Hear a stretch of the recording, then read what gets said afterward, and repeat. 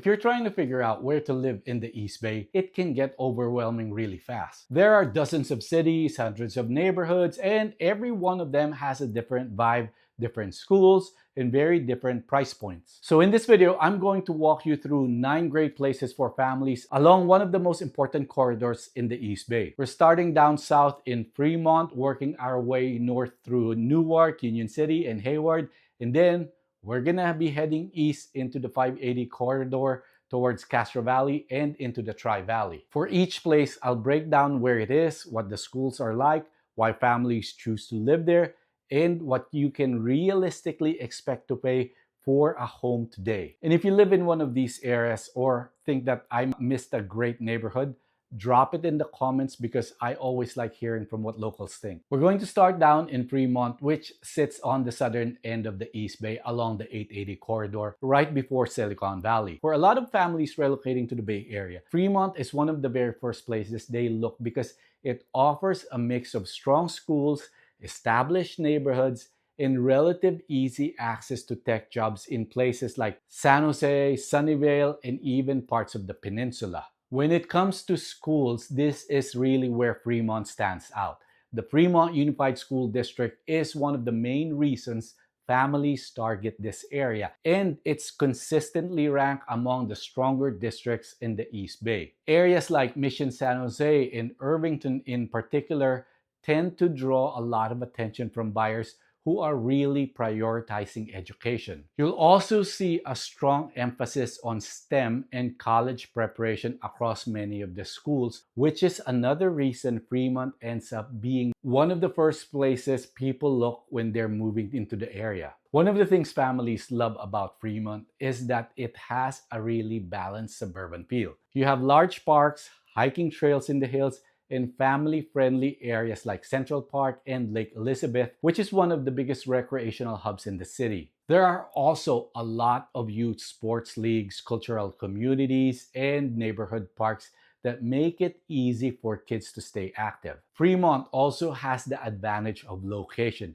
You're right along the Interstate 880, close to Dumbarton Bridge, and within commuting distance of Silicon Valley tech campuses. Something I hear pretty often from people who live in Fremont is that it feels like a really stable long-term community. A lot of families move here especially for the schools and end up staying for many years. As of recently, the median home price in Fremont is typically around the $1.5 million to $1.7 million range, though that can vary quite a bit depending on the neighborhood and the school district boundaries. Certain areas like Mission San Jose tend to command higher prices, while other parts of Fremont can be a little more approachable depending on the type of the home. As we move a little further north along the 880 corridor, the next city we come to is Newark. Newark sits right between Fremont and Union City, and it's one of the smaller cities in the East Bay. But for a lot of buyers, it ends up being a really practical choice because it's often a bit more affordable than Fremont while still being very close to Silicon Valley. Newark is served by the Newark Unified School District with schools like Newark Memorial High School. The district is smaller than some of the surrounding ones, which gives it a more close-knit feel that some families prefer. Compared to Fremont, though, Fremont Unified is generally seen as the stronger district, which is why many buyers start their search over there. But you'll often see buyers who like Fremont's location, especially being close to Silicon Valley. They start looking into Newark as a way to stay in the same area at a slightly more approachable price point. But Newark often becomes the alternative for buyers who want a similar location at a slightly lower price point. One of the things that makes Newark attractive for families is that it's quiet and very residential with a lot of established neighborhoods, local parks, and a strong neighborhood feel. The New Park Mall area is also the focus of Newark's long-term redevelopment plan. The city adopted a New Park Place specific plan to gradually transform this area into more of a mixed-use district with housing, retail, and public spaces. But the full vision is still very much a work in progress. Families also like Newark because it's very commuter friendly. You're right along Interstate 880 and close to the Dumbarton Bridge, which gives you relative direct access to job centers in Palo Alto, Menlo Park, and the rest of Silicon Valley. Home prices here are typically a bit lower than Fremont, with the median home prices often landing somewhere around 1.2 million to 1.4 million, depending on the neighborhood and type of home. In fact, a lot of buyers who start their search in Fremont end up taking a serious look at Newark because you're still in almost the same location geographically, but sometimes at a slightly lower price point. As we head further north along 880, we get into Union City, right between Newark and Hayward. And over the years, it's become a really popular option for families who want a central East Bay location with solid access across the region. Union City Schools is served by the New Haven Unified School District with schools like James Logan High School, which is well known locally for its academics, athletics, and especially its speech and debate program. Now, compared to Fremont and Newark, Union City tends to fall somewhere in the middle. Fremont is generally seen as having the strongest schools.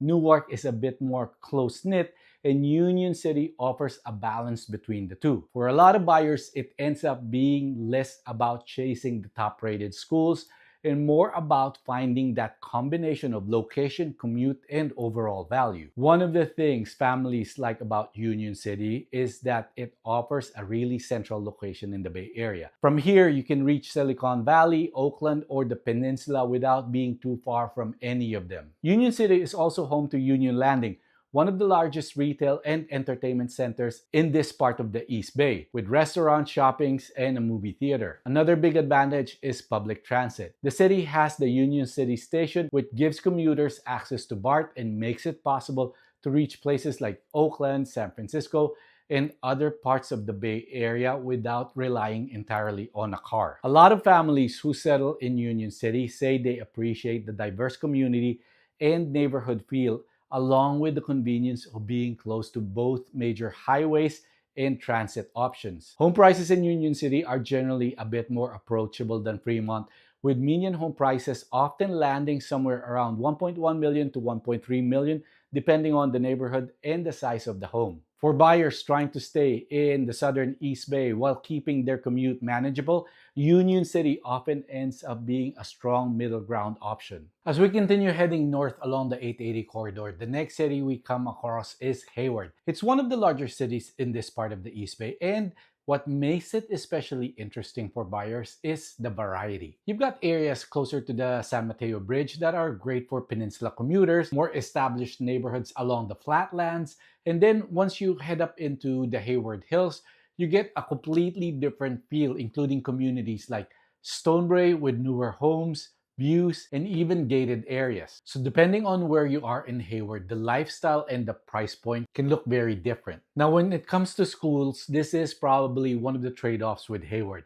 The district is a bit more mixed compared to places like Fremont or even Castro Valley, and you'll find that some schools perform better than others depending on the neighborhood. That said, there are still solid options along with charter and alternative programs, so a lot of families here take a more targeted approach when it comes to school selection. And that's actually one of the reasons you'll see price points in Hayward. They come in lower than some of the surrounding cities. One of the biggest draws for families is simply the range of housing options. Hayward has everything from older, established neighborhoods on the flatlands to homes up in the hills, which can offer great views and a quieter suburban feel.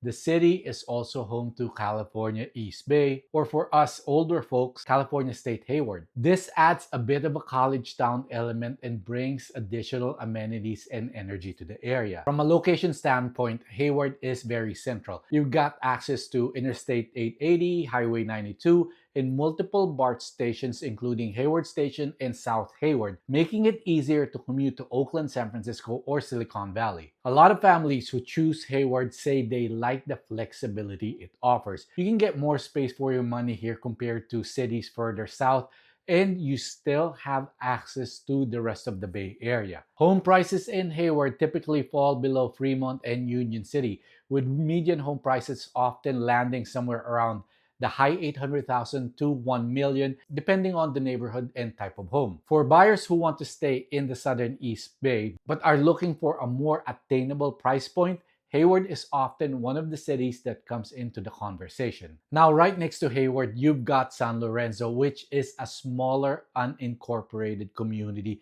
that a lot of buyers don't initially have on their radar. Similar to Hayward, schools here are generally considered more mixed, so buyers tend to look closely at specific schools depending on their priorities. What draws families to San Lorenzo is really the value and simplicity. It's a quiet, mostly residential area with established neighborhoods, and you're still very close both to 880 and 580, which makes commuting manageable. It's also one of the few places in this part of the East Bay where you can sometimes find single-family homes at a lower price point compared to the surrounding areas. Home prices in San Lorenzo are typically more affordable than Hayward and Castro Valley, often landing somewhere around 800,000 to 1 million range depending on the home. For buyers who feel priced out nearby areas, San Lorenzo can be a practical alternative. Now, just a few minutes east from here, you move up into the hills and valley of Castro Valley, and this is where you start to see a noticeable shift in both schools and overall demand. Schools are really where Castro Valley stands out. Castro Valley Unified School District is generally well regarded, and that's one of the main reasons you see so many families specifically targeting this area. Now, one thing to keep in mind is that not every part of Castro Valley falls within the Castro Valley Unified School District. So this is where boundaries really matter and something you want to look at closely when you're home shopping. But overall, compared to a lot of the surrounding areas, the schools here are seen as a step up. And because of that, you'll often see buyers prioritizing Castro Valley even if they're also considering places like Hayward or San Lorenzo. One of the biggest draws here is the combination of strong schools and a more suburban community feel. Castro Valley has a mix of flat, more central neighborhoods and hillside communities, but areas like Five Canyons and Palomares Hills are especially popular with families because they offer newer homes, access to parks and trails, and a strong neighborhood feel. Homes up in the hills can offer a quieter setting and, in some cases, nice views, while the flatter parts of Castro Valley tend to be more convenient to shopping, schools, and everyday amenities. You're also right along Highway 580, which makes it easier to commute into the Tri-Valley or over towards Dublin and Pleasanton. A lot of families who move to Castro Valley say they came for the schools but stayed because of the community feel and overall livability. It's one of those places where people tend to put down roots and stay for a long time. Home prices in Castro Valley are typically higher than Hayward and San Lorenzo, with median home prices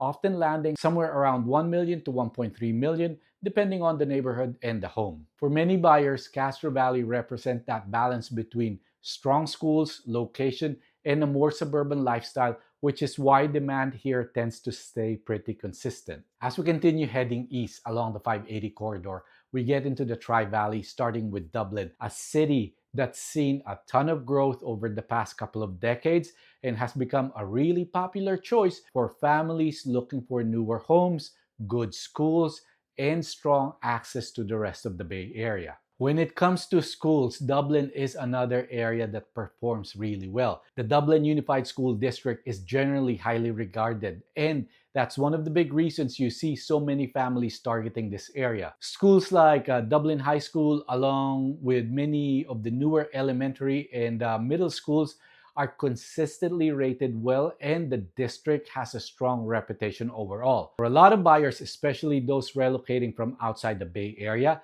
Dublin ends up checking a lot of the boxes when it comes to schools. One of the biggest draws in Dublin is the newer construction and master plan communities. Areas like Dublin Ranch have a lot of newer homes, parks, and neighborhood amenities that are designed with families in mind. Dublin is also very commuter friendly. You've got access to Interstate 580, Interstate 680, and two BART stations including Dublin Pleasanton Station, which makes it possible to get into Oakland or San Francisco without having to drive the entire way. There are also a lot of newer shopping centers, restaurants, and everyday conveniences that makes day-to-day life pretty easy for families. A lot of families who move to Dublin say they like how clean, organized, and newer everything feels. It's one of those places that feels very planned and predictable, which for a lot of buyers is actually a big plus. Home prices in Dublin are typically similar or slightly higher than Castro Valley, with median home prices often landing somewhere around 1.3 to 1.5 million depending on the home and the neighborhood. For buyers looking for newer homes, good schools, and strong commuter access, Dublin is often one of the first places they focus on in the Tri-Valley. Right next door to Dublin is Pleasanton, and this is one of the most well-known and desirable cities in the entire Tri-Valley. Compared to Dublin,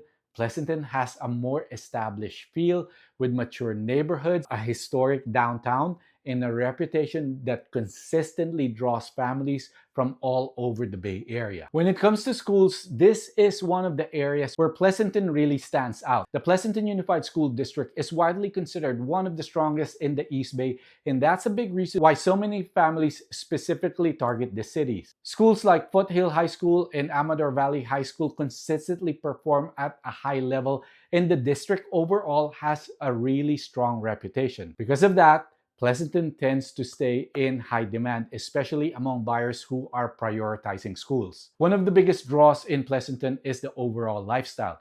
You've got a vibrant downtown area with local shops, restaurants, and community events centered around downtown Pleasanton, which gives the city a really strong sense of identity. There are a lot of parks, sports programs, and family-friendly activities, along with easy access to open space and trails. From a commuting standpoint, Pleasanton sits right along Interstate 580 and 680, and you also have access to BART via the nearby Dublin Pleasanton station. A lot of families who move to Pleasanton say it just feels like a great place to raise kids. Home prices in Pleasanton are typically higher than Dublin, with median home prices often landing somewhere around 1.5 to 1.8 million and going higher depending on the neighborhood and home size. As you continue heading further east along the 580 corridor, the next city you come to is Livermore. Livermore has a noticeably different feel compared to Pleasanton.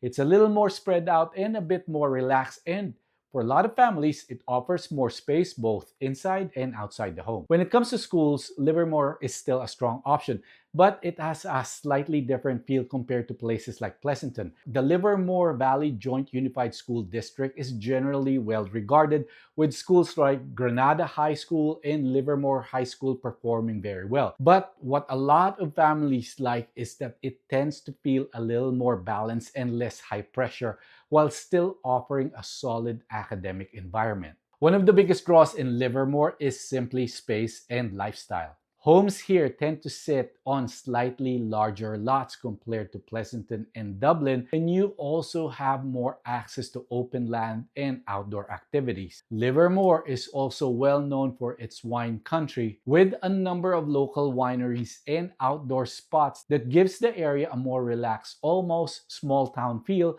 compared to other parts of the East Bay. At the same time, you still have a charming downtown area along with parks, sports programs, and everything families need day to day. A lot of people who move to Livermore say they like that it feels a little less hectic than other parts of the Bay Area, while still being close enough to everything. It's often seen as a place where families can slow things down just a bit without leaving the East Bay. Home prices in Livermore are typically slightly lower than Pleasanton, with median home prices often landing somewhere around 1 million to 1.2 depending on the home and neighborhood. For buyers who want more space and a slightly more relaxed lifestyle while still staying connected to the Bay Area, Livermore is often a really strong option. As we keep heading north from San Lorenzo, right before you hit Oakland, we arrive at San Leandro. Because of its location, it's a city that's really grown in popularity for families who want a classic East Bay suburban feel but still need a fast, reasonable commute. Looking at education, the San Leandro Unified School District is similar to Hayward in that performance can be a bit mixed depending on the neighborhood. Because of this, families here tend to do a lot of research to target specific public elementary schools, or they opt for some of the well-known private and parochial options in the area. What really draws people to San Leandro is the character and the convenience. The city has some absolutely gorgeous historic neighborhoods like the Estudillo Estates and Broadmoor. That's a feature of a tree-lined streets, charming older homes with lots of character. San Leandro has a thriving downtown area, a marina right by the bay, and amazing transit options. With two BART stations and direct access to both 880 and 580, it's arguably one of the most commuter-friendly spots on this entire list if you work in Oakland or San Francisco. Locals often describe San Leandro as a bit of a hidden gem. Families who live here love the immense community pride and diversity and the fact that you get surprisingly great weather. It usually stays a little sunnier than Oakland, but cooler than the Tri-Valley. Price-wise, San Leandro generally sits at a bit higher than San Lorenzo, but remains very competitive for the region. Median home prices here are typically hover around the $800,000 range to the $1 million range, though some of those historic homes in the most sought-after neighborhoods will definitely push the price higher. So those are some of the best places for families along the 880 and 580 corridor here in the East Bay. And as you can see, each area has its own trade-offs, whether it's schools, price point, commute, or just overall lifestyle. The key is really figuring out which one fits your situation best. If you're thinking about making a move to the East Bay, or even just trying to narrow down which areas makes most sense for you, feel free to reach out. I'm always happy to help you walk through your options and what each of these areas actually feels like in real life. If you found this helpful, make sure to like the video, subscribe, and let me know in the comments, did I miss a city or a neighborhood that you think should be on this list? And if you're looking for more tips on home ownership, maintenance, and making smarter decisions after you buy, check out my other channel, Savvy Home Owner. I've got that link down below.